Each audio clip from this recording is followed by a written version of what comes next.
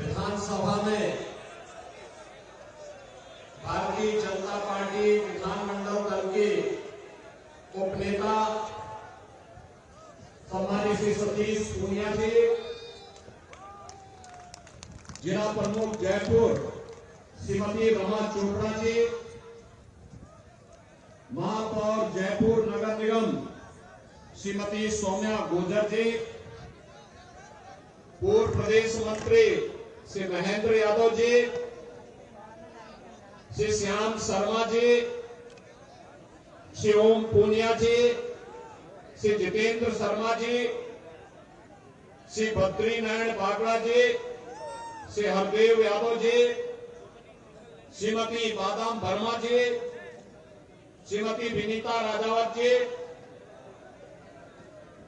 सरपंच ग्राम पंचायत दौलतपुरा कोटड़ा श्री राम सुखदास महाराज जी, श्री कालूराम प्रजापत जी, छाजूलाल मीणा जी, श्री बंसी अफरिया जी, सोहन महाराज जी, दौलत सिंह जी, पप्पूलाल सैनी जी, रामजी लाल गुर्जर जी, भारतीय जनता पार्टी के सभी पदाधिकारीगण और भारी संख्या में आमेर विधानसभा क्षेत्र से उपस्थित सभी उपस्थित भाइयों और बहनों, आप सभी आमेर से जुड़े हुए भाइयों और बहनों को राम राम सा। भाइयों बहनों, राजस्थान विधानसभा का चुनाव चल रहा है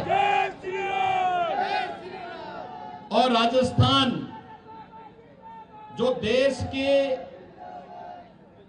अंदर भक्ति और शक्ति के संचार की भूमि रही है, उस राजस्थान के अंदर जब हम लोग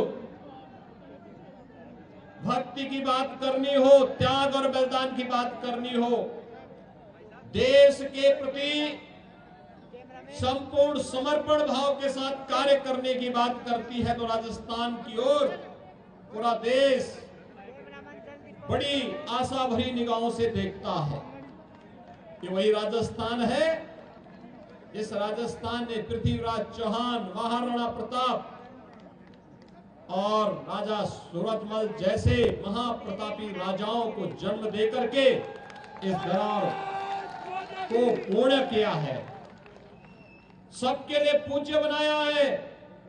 पद्मनिका जौहर और मीराबाई की भक्ति की पराकाष्ठा को कौन छू पाया है। राजस्थान की ऐसी पावन धरा को कोटि कोटि नमन करते हुए मैं आप सबका हृदय से अभिनंदन करता हूं। भाइयों बहनों, राजस्थान, जिस राजस्थान को देश के पर्यटन के सबसे बड़े केंद्र के रूप में पूर्व उपराष्ट्रपति और राजस्थान के पूर्व मुख्यमंत्री माननीय श्री भैरव सिंह शेखावत जी ने स्थापित कर दिया था, जिस राजस्थान को भारतीय जनता पार्टी ने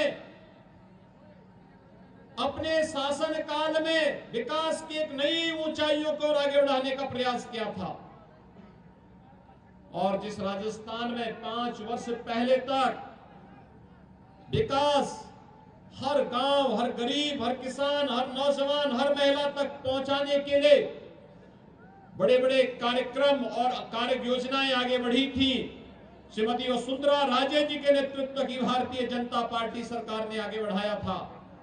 आखिर 5 वर्ष में ऐसा क्या हो गया कि वह राजस्थान आज विकास में, पर्यटन में, रोजगार देने में, अन्नदाता किसानों के खुशहाली में नंबर 1 पर नहीं है। आज भाइयों बहनों, राजस्थान नंबर 1 में होता है अपराध में नंबर 1 पर, अराजकता में नंबर 1 पर, भ्रष्टाचार में नंबर 1 पर, गुंडागिर्दी में नंबर 1 पर, गौकशी की घटनाओं में नंबर 1 पर, और भाइयों बहनों, महिला संबंधी अपराध हो या साइबर अपराध हो, इन सब में आज नंबर 1 पर राजस्थान है। और इसीलिए मुझे आने की आवश्यकता पड़ी है भाइयों बहनों आपसे अपील करने के लिए। इसीलिए मैं आया हूं।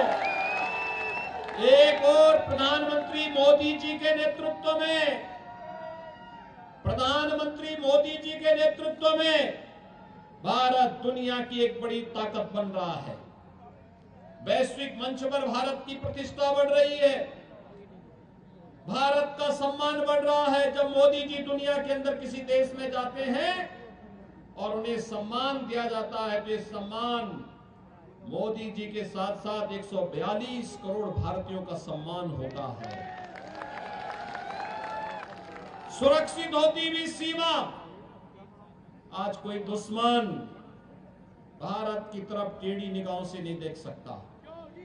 कोई दुश्मन आज भारत की सीमाओं में घुसपैठ करके निर्दोष नागरिकों पर हमला करने का दुस्साहस नहीं कर सकता है।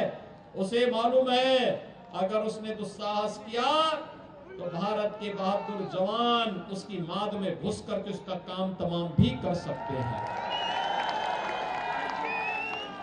भाइयों बहनों, आज भारत के अंदर कांग्रेस के द्वारा दी गई बड़ी बड़ी जो समस्याएं थी, उन समस्याओं के समाधान का एक मादा है। आपने देखा होगा कांग्रेस ने आतंकवाद की समस्या दी, मोदी जी के नेतृत्व में कश्मीर में धारा 370 समाप्त करके आतंकवाद की समस्या का हमेशा के लिए समाधान निकाल दिया गया। भाइयों बहनों, कांग्रेस के शासन ने नक्सलवाद दिया, मोदी जी के नेतृत्व में नक्सलवाद की समस्या का समाधान हो रहा है। कांग्रेस ने देश को अलगाववाद की चपेट में झोंका था, मोदी जी के नेतृत्व में अलगाववाद की समस्या का समाधान हो रहा है। कांग्रेस ने विकास को अवरुद्ध किया था, मोदी जी ने देश के अंदर हाईवे, रेलवे, एयरपोर्ट और साथ साथ देश के अंदर AIIMS, IIM, IIT, one district one medical college, हर घर नल की योजना को देकर के विकास हर गांव, हर गरीब तक पहुंचाने का काम किया है। भाइयों बहनों, कोई सोचता था कि एक गरीब भी हवाई जहाज की यात्रा कर पाएगा? मोदी जी ने कहा कि हां, हवाई चप्पल पहनने वाला भी अब हवाई जहाज की यात्रा करेगा। ये पहली बार हुआ है, ये पहली बार हुआ है। हमारे गांव में भी अच्छी सड़कें बन पाएंगी, ये भी पहली बार देखने को मिल रहा है। और भाइयों बहनों, गरीबों को मिलने वाली योजना का लाभ याद करिए। कांग्रेस के नेता क्या कहते थे? कहते थे कि देश के संसाधनों पर पहला अधिकार मुसलमानों का है। ये बोलते थे ना, ये बोलते थे ना। और मोदी जी ने क्या कहा? उन्होंने कहा नहीं, देश के संसाधनों पर पहला अधिकार गांव का है, गरीब का है, किसान का है, नौजवान का है, दलित का है, वंचित का है, समाज के प्रत्येक तबके का है। मोदी जी ने नारा दिया सबका साथ, सबका विकास। भाइयों बहनों, ये सबका साथ और सबके विकास का नारा ही राम राज्य की आधारशिला है। कांग्रेस कहती थी कि राम हुए ही नहीं, कृष्ण हुए ही नहीं। आखिर कांग्रेस यही कहती थी ना। और भाइयों बहनों, हमने कहा था रामलला हम आएंगे, और मंदिर बनाने के पहले हमने ये भी कहा कि रामलला हम आएंगे, लेकिन पहले ढांचा हटाएंगे। गुलामी का ढांचा हटा ना, आज मंदिर बन रहा है ना, कोई संदेह है क्या? तो भाइयों बहनों, अब फर्क आपको महसूस हो गया होगा। कांग्रेस देश की समस्या का नाम और भारतीय जनता पार्टी समस्या के समाधान का नाम, दोनों अंतर फर्क महसूस हो गया ना। और भाइयों बहनों, इसीलिए हम लोग आए हैं। ये राजस्थान देश की त्याग और बलिदान की भूमि, देश को विपरीत परिस्थितियों में संबल देने वाली भूमि, देश की सीमाओं को सुरक्षित करने वाली भूमि और अपनी कला और स्थापत्य कला के साथ साथ अपने शौर्य के लिए, अपने पराक्रम के लिए, अपने पर्यटन के लिए, अपनी सौम्यता के लिए, अपने आतिथ्य सत्कार के लिए हमारी राजस्थान की भूमि जानी जाती है। और भाइयों बहनों, इसीलिए आज मैं आपके पास आया हूं आपसे कहने के लिए। मुझे याद है 5 वर्ष से पहले भी मुझे यहां पर पूनिया जी के प्रचार के लिए आना पड़ा था और मैं आपका आभारी हूं कि आपने यहां के सूखेपन को दूर करते हुए कमल खिलाने का काम किया था। भाइयों बहनों, अपनी व्यस्तता के बावजूद, अपने संघर्षों के बावजूद, विपरीत परिस्थितियों में लड़ते हुए भी श्री सतीश पूनिया जी ने आमेर विधानसभा क्षेत्र के लिए जितना विपक्ष में रहते हुए कार्य किया जा सकता था उसको करने का प्रयास किया। और आज एक बार फिर से भारतीय जनता पार्टी नेतृत्व ने उन्हें आपके बीच में यहां पर उतारा है। अब याद करिए, मोदी जी दिल्ली से पैसा भेजते हैं, वह पैसा जयपुर में आके अटक जाता है। जब विपत्ति आती है, आपदा आती है, तो कांग्रेस के नेता कोई देश के बाहर पिकनिक मना रहा होता है, कोई जयपुर से बाहर नहीं निकलता है और जनता ठगी की ठगी महसूस करती है। लेकिन भाइयों बहनों, मोदी जी के नेतृत्व में कांग्रेस जो 55-60 वर्षों तक नहीं कर पाई, मोदी जी ने मात्र 5 वर्ष में, 9 वर्ष के अंदर वो करके दिखाया। खासतौर पर आप देखेंगे इन 9 वर्ष में 12 करोड़ गरीबों को एक शौचालय मिल गया, 4 करोड़ लोगों के लिए, 4 करोड़ लोगों को एक आवास मिल गया, 4 करोड़ गरीबों के घर में बिजली के कनेक्शन पहुंच गए, 10 करोड़ गरीबों के घर में उज्ज्वला योजना के कनेक्शन पहुंच गए। और भाइयों बहनों, संकट का जो साथी है वही साथी है। 80 करोड़ लोगों को देश में फ्री में राशन की सुविधा का लाभ ये पहली बार मिला है। आज मैं समाचार पत्र पढ़ रहा था, अमेरिका में, चीन में, दुनिया के तमाम देशों में कोरोना के मामले बढ़ रहे हैं। भारत में मोदी जी ने ऐसा वैक्सीन बनाया, कोरोना हमेशा के लिए समाप्त हो गया। भाइयों बहनों, अगर कांग्रेस की सरकार होती तो कोरोना वैक्सीन आती ही नहीं, और अगर आ ही जाती, वैज्ञानिक शोध करके लाई देते तो ये इसको भी ब्लैक कर देते। और यही कारण है राजस्थान में आप देख रहे होंगे कि पिछले 5 वर्ष में माफिया पनपे हैं। कहीं खनन माफिया, कहीं भू माफिया, कहीं जंगल माफिया, कहीं पशु माफिया, कहीं पर सत्ता के संरक्षण में अपराध करने वाली माफिया। और भाइयों बहनों, इसीलिए यहां नौजवानों के जीवन के साथ खिलवाड़ होता है, पेपर लीक होता है, नकल माफिया भी आप पनपे हैं, नौजवानों के भविष्य के साथ खिलवाड़ कर रहे हैं। और इन्हीं माफियाओं के लिए हमने खोज की यूपी में बुलडोजर, इन्हीं माफियाओं के लिए की है। आप देखते होंगे ना, यूपी में बुलडोजर जब चलता है माफिया के ऊपर, कोई ठोर ठिकाना नहीं मिलता है। और इसीलिए भाइयों बहनों, ये डबल इंजन सरकार की ताकत है। डबल इंजन सरकार गरीब के साथ खड़ी होकर के न्याय भी देती है, उसके सम्मान की रक्षा भी करती है और उसकी आस्था का सम्मान भी करती है। याद करिए, उत्तर प्रदेश में भारतीय जनता पार्टी सरकार आने के पहले हर दूसरे तीसरे दिन एक दंगा होता था। और भाइयों बहनों, आज पिछले 6.5 वर्ष हो गए भाजपा की सरकार यूपी में, एक भी दंगा नहीं हुआ, एक भी दंगा नहीं हुआ। और आयोजनों में आपने देखा होगा, कावड़ यात्रा जब यूपी में निकलती है तो एक कावड़ यात्रा में 4-4 करोड़ लोग जाते हैं, कहीं कोई तिनका नहीं हिलता है, तिनका नहीं होता है। आयोजन बड़ी भव्यता के साथ होते हैं। पूरी भव्यता के साथ, उमंग और उत्साह के साथ अयोध्या का दीपोत्सव देखा होगा ना दीपावली के दिन। ये दीपोत्सव के कार्यक्रम अब हर जगह होते हैं। सुरक्षा भी है, आस्था का सम्मान भी है, और उसी आस्था के सम्मान के लिए हम लोग आज आपके पास आए हैं। भाइयों बहनों, देखिए, आप राजस्थान के लिए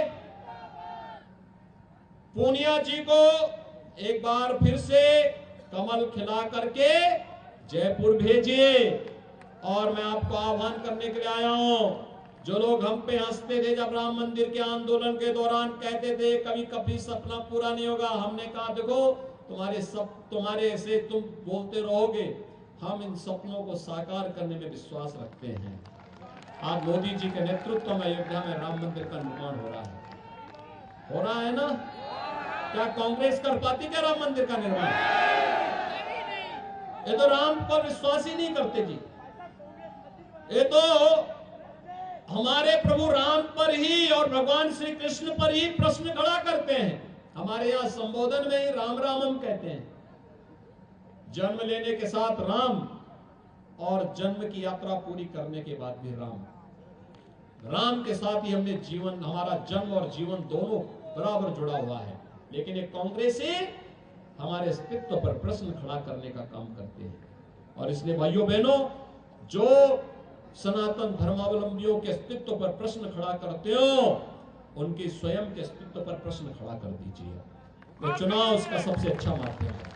और इसीलिए आज मैं आपके पास आह्वान करने के लिए आया हूं कि जो आपकी भावनाएं थी उसके अनुरूप कार्य हो रहा है। अयोध्या में भगवान राम का मंदिर बन रहा है। 22 जनवरी 2024 को प्रधानमंत्री मोदी जी के कर कमलों से रामलला अपने भव्य मंदिर में 500 वर्षों के बाद विराजमान हो गए। कितने लोग इच्छा रखते हैं अयोध्या जाने की? वाह भाई, पूरा राजस्थान। भाइयों बहनों, अब मैं आपका यही आह्वान करने के लिए आया हूं कि आप श्री सतीश पूनिया जी को विधानसभा में जयपुर भेजिए। और सतीश पूनिया जी के मैं जिम्मे देता हूं कि आमेर विधानसभा क्षेत्र की जनता जनार्दन को लेकर के 22 जनवरी के बाद अयोध्या जरूर पहुंचे। सहमत हैं? सभी लोग सहमत हैं? भाइयों बहनों, सहमत है ना? देखो, आप अगर इस कार्य को करेंगे तो पूनिया जी 3 दिसंबर के बाद ट्रेन पहले से बुक करवा लेंगे, है ना? बाकी अयोध्या में तो हम लोग देख लेंगे। और इसीलिए मैं आज आपके पास आया हूं। आप सभी लोग सहमत हैं तो फिर मेरे साथ बोलेंगे, दोनों हाथ उठा करके, जहां तक मेरी आवाज जा रही है। भारत माता की, भारत माता की, भारत माता की जय श्री राम, जय जय श्री राम।